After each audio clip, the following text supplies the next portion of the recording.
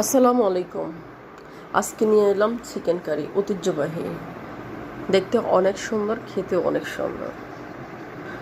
আপনারা একবার বানালে বারবার খেতে ইচ্ছে করবে।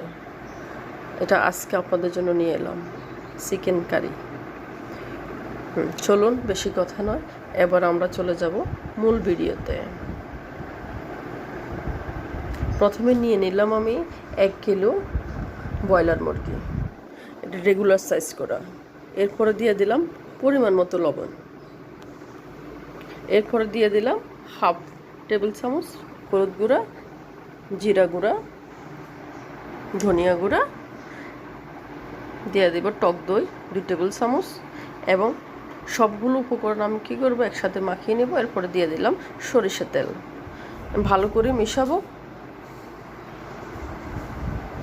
হ্যাঁ, ভালো করে মেশাতে হবে। এরপরে এখানে রেখে দেব আমি 1 ঘন্টা মেরিনেট করা। এরপরে দিয়ে দিলাম চুলায় একটা কড়াই। এরপর দিয়ে দিলাম পানিগুলো ফুটাবো। এখানে দিয়ে দেব ক্যাপসিকাম একটা, আপনার মাঝখান দিয়ে কেটে নেবেন। এরপরে দিয়ে দেব 6-7টা কাঁচামরিচ। আমি আজকে রান্নাটা করব কাঁচামরিচের স্বাদ, একদম কাঁচামরিচ দিয়ে, শুকনো মরিচ তেমন ব্যবহার করব না।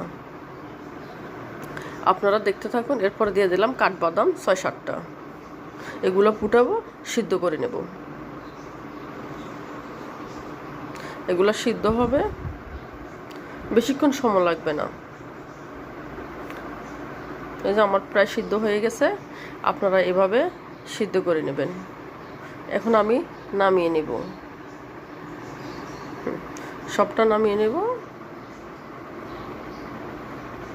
নেওয়ার পরে এখানে আমি কি করব, পেস্ট করব এগুলা। এখানে দিয়ে দিলাম 2টা বড় বড় পেঁয়াজ, দিয়ে দিলাম আদা, দিয়ে দিলাম রসুন 7-8টা কোষ রসুনের বড় সাইজের।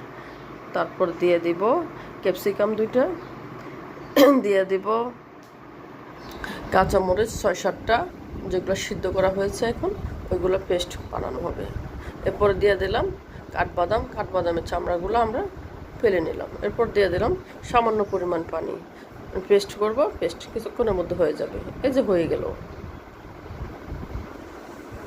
অনেক সুন্দর হয়েছে, একদম ফ্রেশ মিহি। আপনারা কিন্তু বাসায় করবেন সবাই।